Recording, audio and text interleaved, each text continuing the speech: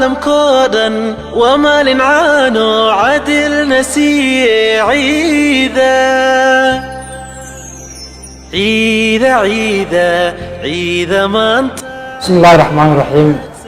dhammaan macaamiisha Super Transportation Boorama gaar ahaan xafiiska Boorama waxaan ugu hambalyeeynaa ciidul fidriga bisha barakeysan ee Ramadaan ee soo soomeynay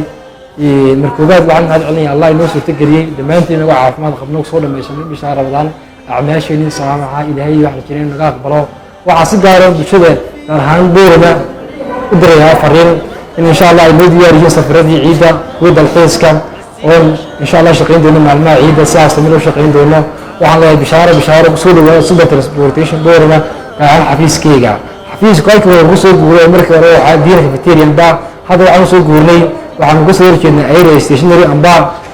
waxaan ka dambeynay masjid Harawa ayaa ka dambeynaa waxaan sidoo kale ka xignay Starbucks waxaan leeyahay gacmo furan soo dhawaada waxaan niga keenaya farxad bash iyo barwaaqo inuu Ilaahay u gaarsiiyo ciidan ciideeda bash iyo barwaaqo waana maasantii.